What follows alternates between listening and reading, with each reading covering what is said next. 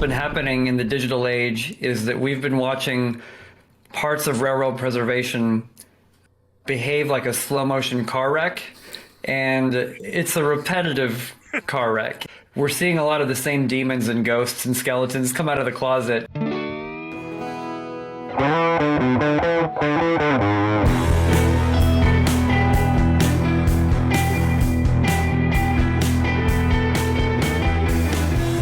Everyone knows what's wrong in the world of rail preservation. Where are the conversations on how to fix it? For an industry so big on history, it can be pretty short on memory. This can be a world that drags behind the times, or worse, it's too late to begin with. If you're looking for solidarity and insight to help you save history before it's gone for good, before the scrapper comes, you're in the right place. This is Ahead of the Torch. Welcome to the podcast from Ahead of the Torch. This is something that we've been planning for a while. We're excited to start bringing this content to you. We'll be talking about a number of different topics important to railroad and industrial preservation. It's an extension of the Ahead of the Torch community, which is going on I don't know even how long, TJ, since 1994, 1995, Ahead of the Torch. Yeah. Right. It was started as an email newsletter, ended up being a website, went away for a while. And TJ got the bug to reinvent it as a Facebook community, which we've been doing for a long time now. And Kelly came on board a while back to help strengthen that. And we're going to spread the wings of Ahead of the Torch in as many ways as makes sense for our community. This is again all about bringing people together to have the discussions that we need to have as railroad preservationists. What we're trying to do is wrap some advice and some tactics around what the industry can apply to itself as a way to move forward in the 21st century. We should put up a huge disclaimer up front, like none of us are perfect. We all have unique backgrounds, experiences, skills. We've all been up to our eyeballs in this industry for most of our lives. It's a sickness. We can't get away from it. As much as some of the issues in this industry might be tiresome or overwrought, like it's still an industry that we love and care about deeply.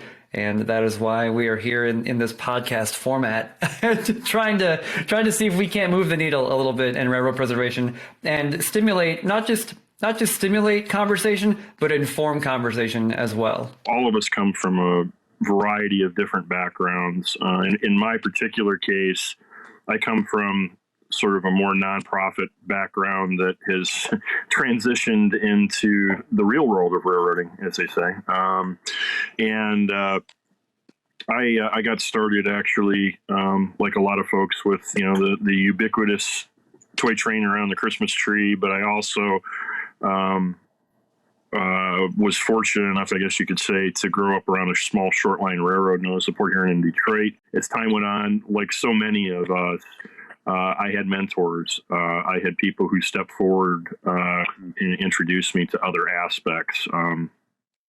Countless folks, if I'm really honest with myself, who were kind enough to give of their time, their energy, and took a young filmer under their wing and kind of introduced me to places like what's now Steam Railroading Institute or Huckleberry Railroad or Henry Ford Museum, a lot of places around us, and sadly a few instances, as we've all said, of places that are no longer with us. So when Rob and I started talking about this back in 2015, I guess, Rob, it was time to come back around to this and reconnect. And as a very good friend of mine from the classic car realm would say, pay it forward. It's high time that we start to look at saying to the next generation, hey, it's your time to step up. To the generation that's in it now, you've learned things, good, bad, and indifferent. And of course, like so many things, we only want to focus on the good. Well, the Ahead of the Torch is designed, or at least it's our hope, I think, in all three cases, that we talk about the good and the bad, because you learn most, sadly, from the experiences that aren't so great. Bottom line, the whole goal here is to realize that we're not alone, that others have dealt with the same issues, Maybe the names have been changed to protect the guilty / innocent. We're going to be looking for suggestions. We're hoping people come out of the woodwork. Kelly's the one that really has pushed us to take it to this more digital, more podcast style format. And the whole reason that we're doing it is just that, to get not only spread the word, as you'd say, but hopefully hear the word. And it's been an interesting path for each of us through this world of preservation. I mean, I guess I have to credit my cousin who got me interested in trains at an extremely early age, and dropping him off to ride a high iron excursion in 1973 out of Hoboken behind Nickel Plate 759 was the seminal moment for me. I was 4 or 5 years old, and man, did I get I got hooked right away. But, when we're going to talk about a lot of interesting things here, one of my experiences with preservation early on was that there were so many old boy networks and cliques that I got turned off of organized preservation at a young age. And I really didn't. I didn't participate much until in any kind of associations or anything until I started to get into the college years. I trained as a motorman down in Philly on the Buckingham Valley trolley line. Ended up going to school in Scranton, so I volunteered at Steamtown, and Ahead of the Torch got its start because I was pissed off by what I was seeing in northeastern Pennsylvania. It was there was a joke that when you went to Scranton, you were easily going back 20 years in time, and a lot of people said that as a negative. I actually thought it was one of the things that made the area cool. I'd never lived in a place where people didn't lock their houses or lock their car doors. I actually appreciated this little slice of Americana, and part of that whole aura was that the leftovers of the anthracite mining region, the industry there, as well as the railroads, they were still very tangible. There were hoppers all over the place. There were boxcars all over the place. And they were just, falling to the scrapper in a regular cadence during the 80s. And that kind of got me into this more kind of activist train of thought, pardon the pun there, that what we needed to do was actually start talking to each other more, but not in the kind of coded ways in a meeting under Robert's rules, not my rules, the other Robert, right? And just start getting the word out about what's out there, what's available, what's about to get scrapped. And that's really where this whole thing started. And then for me, eventually, I did bite the bullet with organizations and got involved with the fundraising for Boston and Maine 3713 up at Steamtown.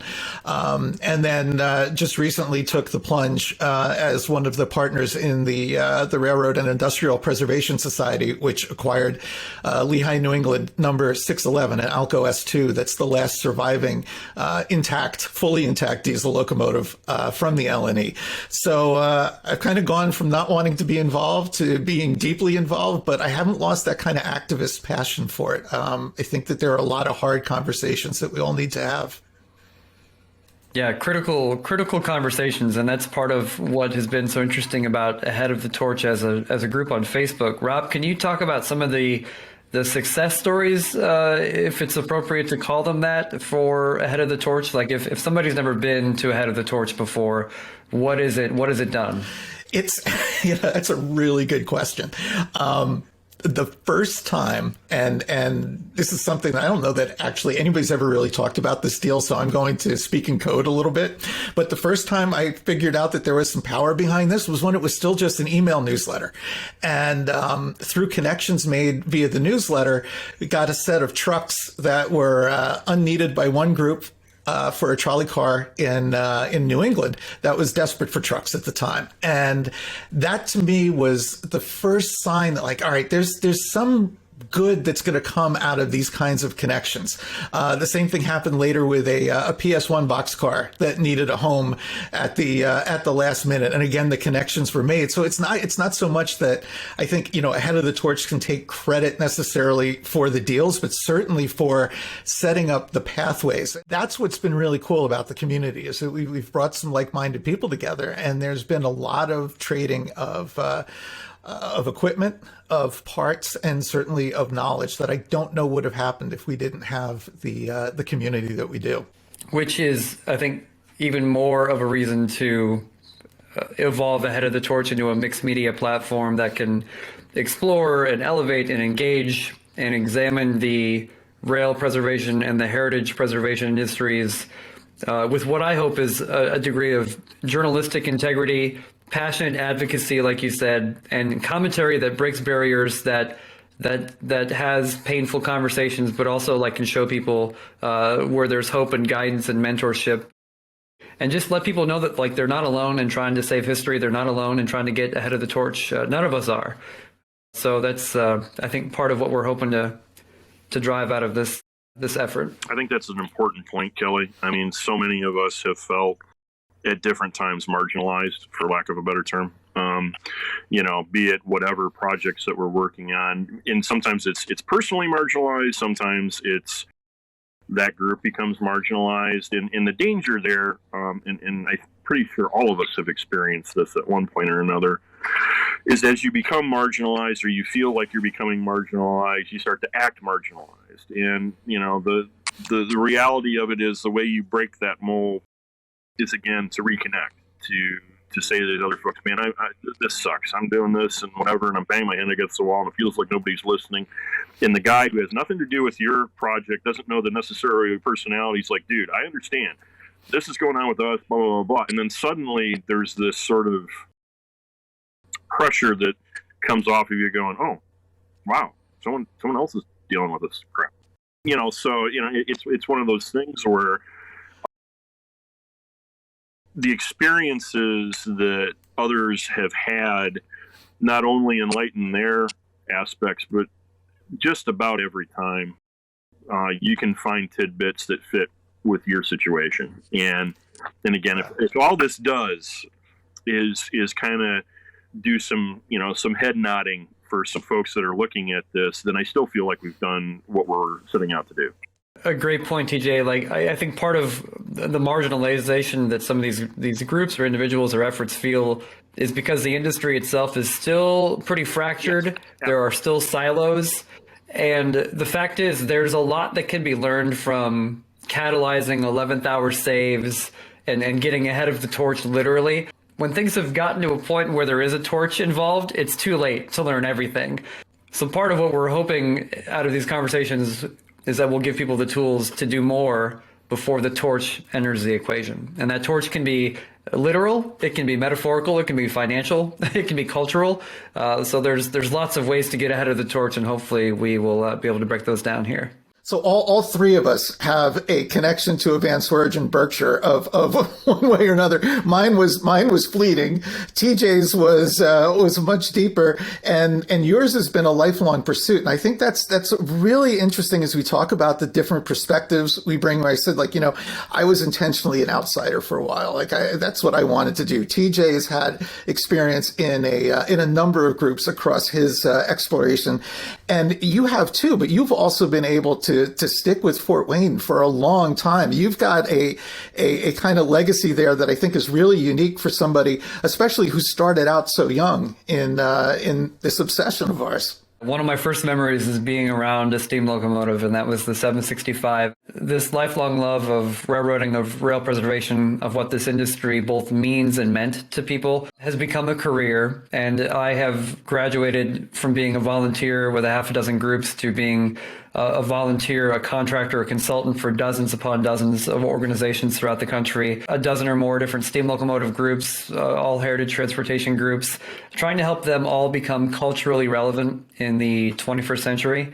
My background is largely in film and multimedia and marketing, but my life has been on these two parallel tracks where the railroading industry has been on one side and film and video and marketing and storytelling has been on the other. And thankfully, nowadays, it's my job to make sure that they converge. Trying to get ahead of the torch in a lot of ways, and a lot of that is through storytelling, through marketing, through the story we tell about ourselves. So I think, all the things that we've talked about in this kind of session are are topics that are going to come back up through the course of the podcast. We definitely want to hear from you as well. Drop us messages on Facebook, shoot us emails, leave comments on YouTube about the kinds of things that you'd like to hear on the podcast and guests that you'd like to see us have. We're in this for the long haul. We think it's really important to have a platform like this for the community, and we hope that you'll stick with us for the ride.